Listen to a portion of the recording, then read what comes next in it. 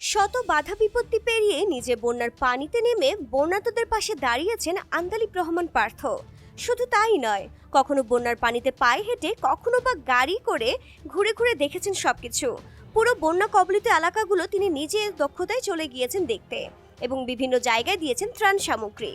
এছাড়াও আন্দালিব রহমান পার্থকে এভাবে পাশে পেয়ে বেশ উচ্ছ্বসিত দেখা গেছে বন্যা কবলিত মানুষদের। তারাও সাদরে গ্রহণ করেছেন আন্দালিব রহমান পার্থকে। এখানে দেখা যাচ্ছে আন্দালিব রহমান পার্থ একটা ভাষণ দিচ্ছেন।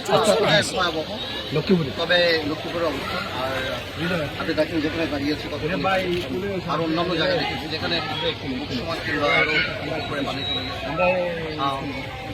তবে একটা স্বস্তির জায়গা দেখতে ভালো লাগে যে হাজার হাজার মানুষ বিভিন্ন জায়গা থেকে আসছে আশ্রম দেওয়ার জন্য।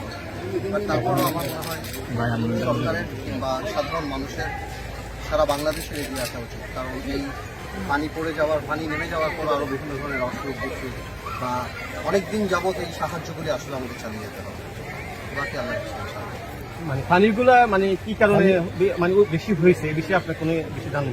অনেকে তো বলে বাঁধ ছেড়ে দিয়েছে, বাঁধের জন্য হয়েছে, অনেকে বলে অন পারপাস, অনেকে বলে ভারত অন পারপাস করেছে, অনেকে বলে এটা প্রতি বছরই এই সময় হয়।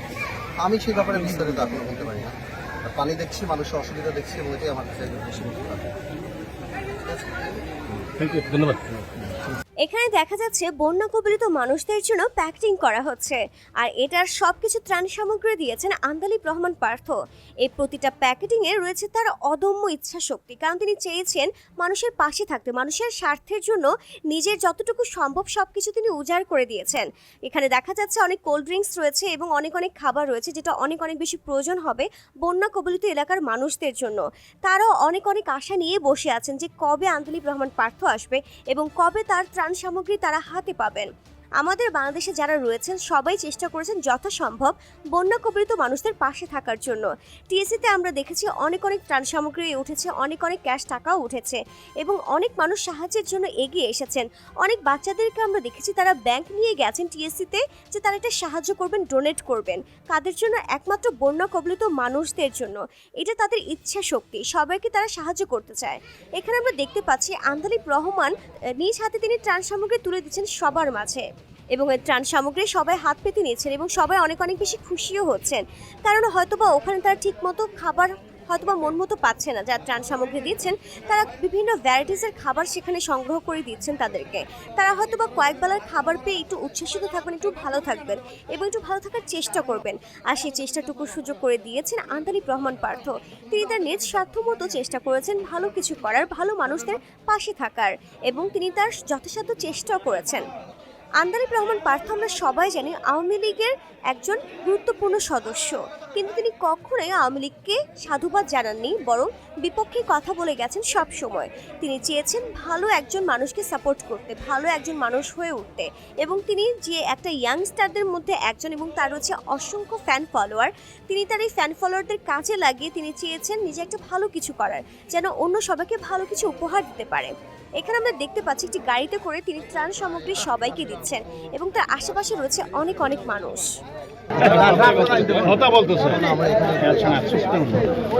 বিভিন্ন রাজনৈতিক নেতাদের বক্তব্য যেটা জানলাম যে বিভিন্ন ষড়যন্ত্র চলছে, নতুন বাংলাদেশ গঠনে আবারও মানে ষড়যন্ত্র চলছে,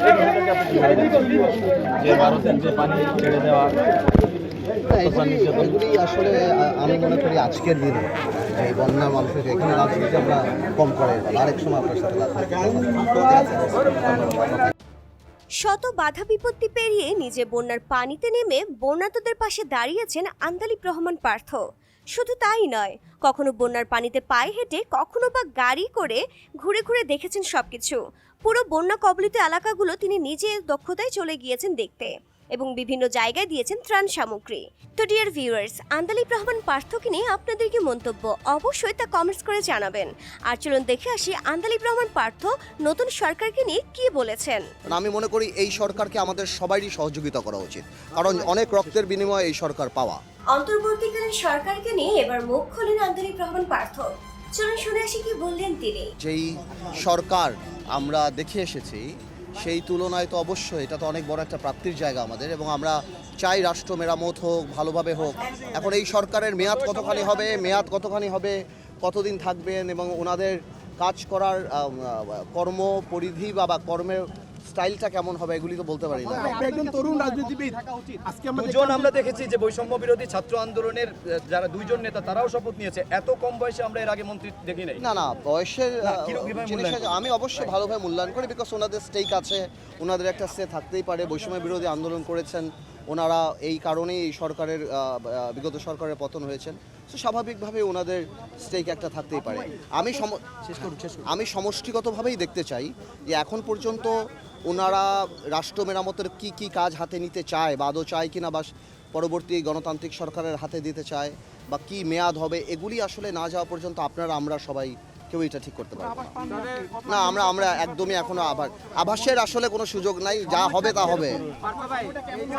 না দেখুন, আমি একটা কথা বলি, আমি পরিষ্কার একটা কথা বলি, দেখুন আমরা রাজনীতি করি, জনগণ ভোট দিতে পারে না 15 বছর, আমরা চেষ্টা করি যত তাড়াতাড়ি জনগণ ভোট দিক, সেটা করবে। আর সেক্ষেত্রে যদি রাষ্ট্র মেরামতের এমন কোনো কিছু কনসেপ্ট ওনারা নিয়ে আসেন, আমরা মনে করি যেটা সম্ভব, সেক্ষেত্রে কিছু সময় এক্সটেন্ড করলেও উই হ্যাভ নো প্রবলেম। না আমি এই মাসের কথা না, নির্ভর করে রাষ্ট্র মেরামতের কোন কাজটা ওনারা হাতে নিতে চান। তো এই ব্যাপারে তো আমরা কিছুই জানি না, ওনারা কি করতে চান, আদৌ শুধুমাত্র নির্বাচন করতে চান বা আরও অন্যান্য কাজ করতে চান। যখন আসবে তখন আমরা বুঝতে পারবো।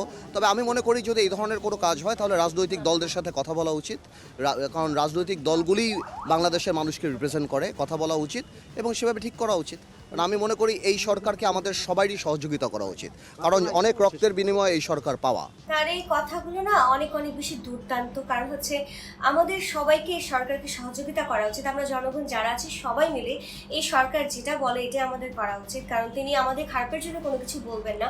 তিনি এসেই বলেছেন আমার কথা যদি আপনারা না শোনেন তাহলে আমার এখান থেকে কোনো লাভ নেই। আর আন্দালিব রহমান পার্থের কথা যদি বলতে চাই, তিনি আসলে খুব দুর্দান্ত বাচনভঙ্গি তার, তিনি খুব সুন্দর করে গুছিয়ে কথা বলেন। প্লাস হচ্ছে তিনি আওয়ামী লীগের একজন গুরুত্বপূর্ণ সদস্য। এটা হওয়া সত্ত্বেও তিনি কখনো আওয়ামী লীগের রাজনীতি করেননি, সবসময় তিনি আওয়ামী লীগের বিপক্ষেই কথা বলে গেছেন এবং যেটা ন্যায় সেটা ন্যায় হিসেবে প্রচার করেছেন। আর এজন্য তাকে রিমান্ডে যেতে হয়েছে, তারপর তিনি গেছেন। তিনি সবসময় ন্যায়ের কথাই বলেছেন এবং তিনি বলছেন এই সরকারকে আমরা সবাই মিলে সহযোগিতা করব এবং যেই কনসেপ্টটা তারা হাতে নিক না কেন সেটা সবাই মিলে আমরা সংশোধন করব। আমরা আছি সবার সাথে। তার এই একতা বোধ, যে একসাথে কাজ করার যে আগ্রহ, তার যে ইচ্ছা, এই জিনিসগুলো না আমার কাছে খুব বেশি দুর্দান্ত লেগেছে।